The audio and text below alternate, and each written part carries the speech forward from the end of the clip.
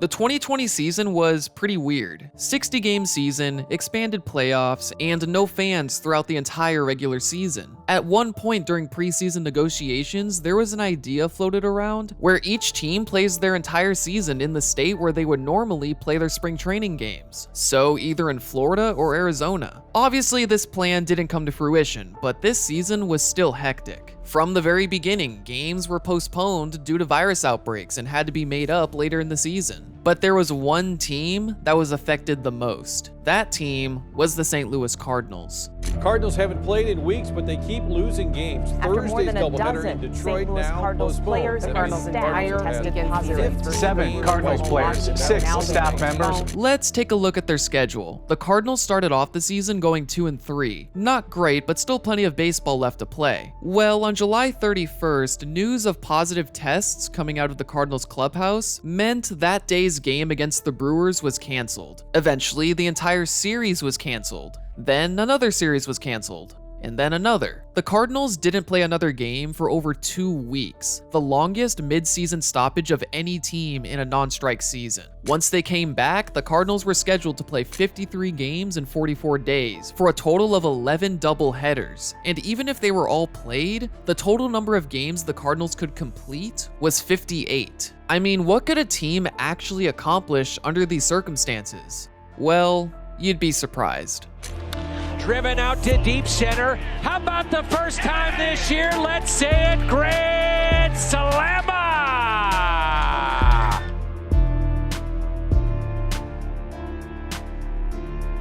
And the 2-0 pitch lifted in the air. Deep right center. At the wall. Gone! Before we move on, I want to thank the sponsor of today's video, SeatGeek. Live events are back, and most importantly, baseball is back. That means you can get $20 off tickets at SeatGeek with promo code STORM. If you don't know what SeatGeek is, it's a ticketing app that makes buying tickets super simple. It's an app I've used in the past, and I'll definitely be using it for this upcoming baseball season. Besides baseball, there's a plethora of different events you can choose from. There's basketball, football, hockey, soccer, concerts, festivals, and much more. And SeatGeek wants to make sure you're getting a good deal. So when you're on the app, make sure you're looking for the green dots. Green means you're getting a good deal. You see a red dot? That's not a good deal. And don't worry, I got you, because when you use the code STORM, you get $20 off your first purchase. Again, that's $20 off your first purchase by using the code STORM. Click the link in the description and download the SeatGeek app today. Before the initial delay of the 2020 season, the St. Louis Cardinals were a tough team to project. Part of the reason was because the NL Central was projected to be a tight division. According to Fangraphs, the NL Central was the only division to have 4 teams with at least a 25% chance of making the playoffs. By the time the season was ready to start in July, the division race was projected to be even tighter. As for the roster, only one Cardinals player opted out of the 2020 season, reliever Jordan Hicks. A notable loss, but the team could manage. On paper, this team was good, but not first place good. Paul Goldschmidt was the biggest name, but then you have other solid players like Colton Wong, Tommy Edman, Harrison Bader, Paul DeYoung, and Yadier Molina. Not a super high-scoring offense, but enough to get by, especially with a great defense. Although, like Jordan Hicks, the Cardinals were without another pitcher, Miles Michaelis. Still, young pitchers like Jack Flaherty and Dakota Hudson were set to be leaders in the rotation after successful 2019 seasons. However, after these two, there were some question marks. Could Adam Wainwright turn back the clock? Could South Korean signee Kwang Hyun Kim hold a spot in the rotation? And with Jordan Hicks gone and Carlos Martinez vying for a spot in the rotation, who would take over closer duties? There were question marks for sure, but something that played in the Cardinals' favor was the strength of their schedule. The Cardinals were one of the teams that benefited the most from the schedule changes, a huge factor in a season as short as this one. But within a month of the season starting, the Cardinals went from having one of the easier schedules to arguably the toughest as they were told to play 53 games in 44 days, playing 11 doubleheaders and possessing only 2 off days for the rest of the season. The team even rented 41 cars just to ensure they could play their first doubleheader on August 15th, their first set of games after the 2-week hiatus. On August 14th, here's what the standings looked like. Every team had played at least 13 games, with most teams having played close to 20 games. The Cardinals had played 5 games. But that's okay, because the Cardinals were clearly itching to get back onto the field. Now Dexter Fowler. And Fowler hits it out to center, sinking. That ball is down. White Sox down to their last out. And the 3-2. He struck him out. Well, this might be the guy who can do it off of. In the air, deep left field, at the wall, gone! Edwin Encarnacion will represent that chance.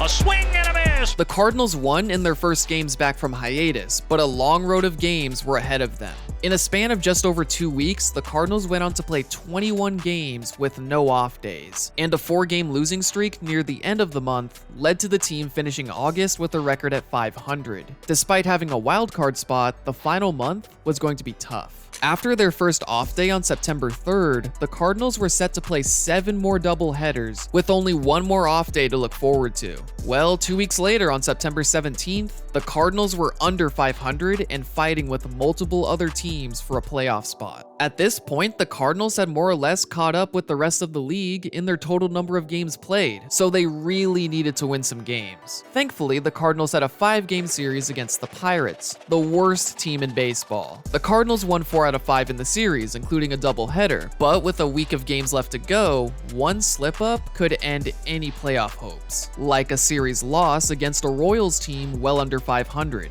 Not a good sign. And with 5 games left against the Brewers, another team fighting for a wildcard spot, it was clear that this playoff race was going to the bitter end. In Game 1, Dylan Carlson's 3 RBI game allowed the Cardinals to start the series with the win. The following day, the Cardinals played their 11th and final doubleheader of the season. They brought all of their offense in the second game as they were shut out in the first game of the day. Still, the Cardinals had a 1-game lead on a wildcard spot, only to be shut out again the following day. With 1 game left to go and the National League playoff picture looking like a mess, it all comes down to this. That's a gutsy move right there. Off the glove of Peralta. Runners advance. Wong is safe. They throw it away. There's Paul Goldschmidt. A swing and a base hit. Left center field. Wong around third. He's going to score. DeYoung will hit. DeYoung lines it into left field. Goldschmidt scores. 4-0 Cardinals in the third. Wind up. And Bader launches one out to deep left. Into Big Mac land, and he hit the painting. You've got to be kidding me. It's Avi Garcia. Ground ball hit up the middle. Wong is there. Throw to first, and that'll do it.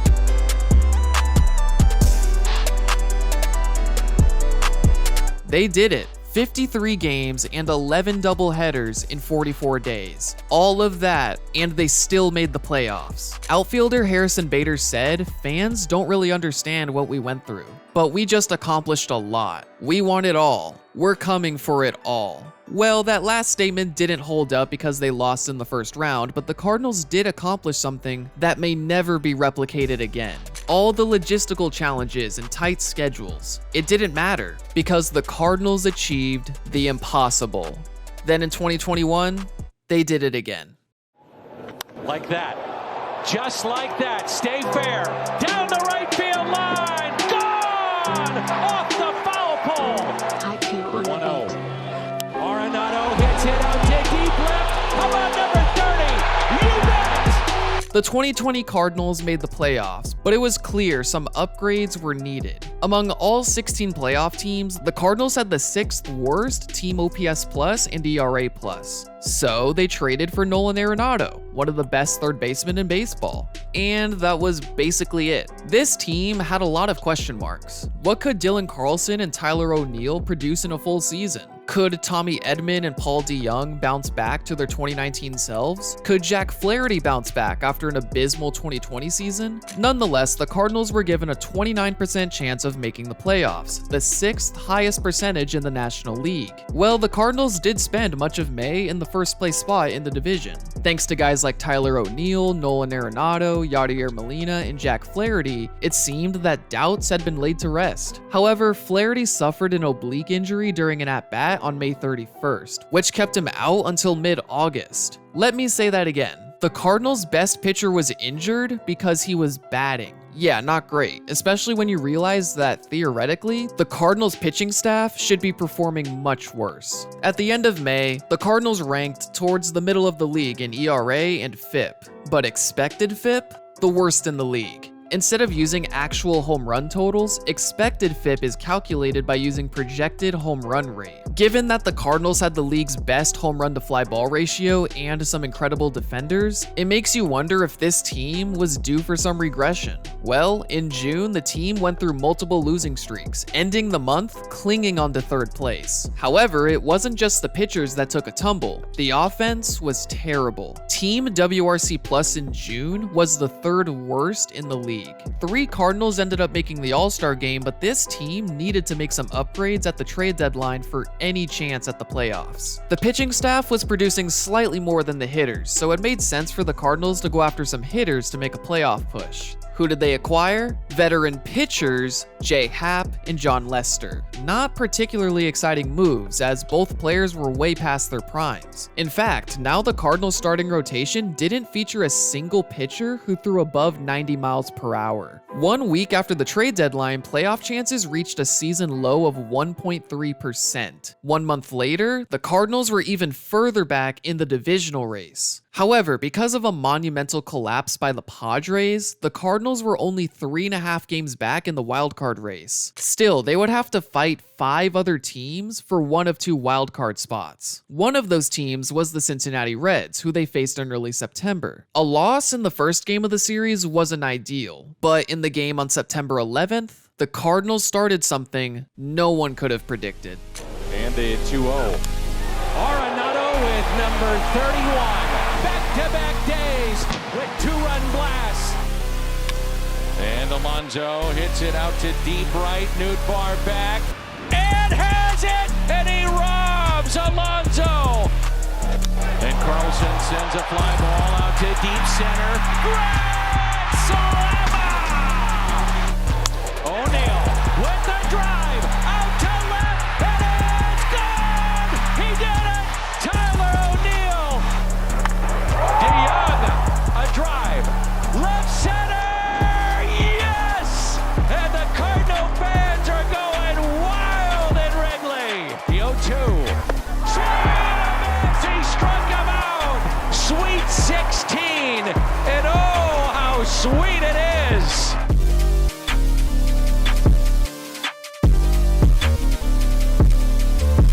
The 0-1. There's Bader. Has it. 17 consecutive wins. And now the St. Louis Cardinals are post-season bound.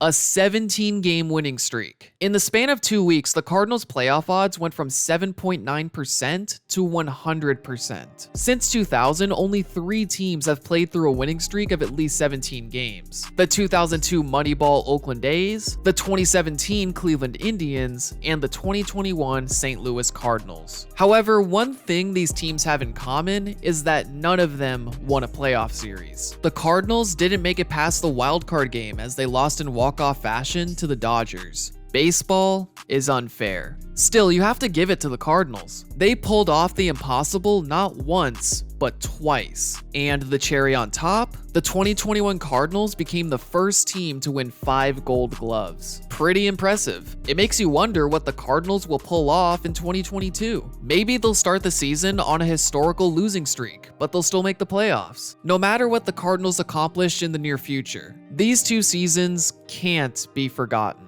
Before I end the video, here's a funny little tidbit. On August 11th, a writer for the Arkansas Democrat Gazette wrote an article called "Cardinals Nothing But Vanilla in 2021," ending the article by saying the Cardinals' overall product could sure use some toppings. 1 month later, the winning streak began. I hope you guys enjoyed the video. Leave a like if you did, and subscribe for more content just like this. Thanks for watching.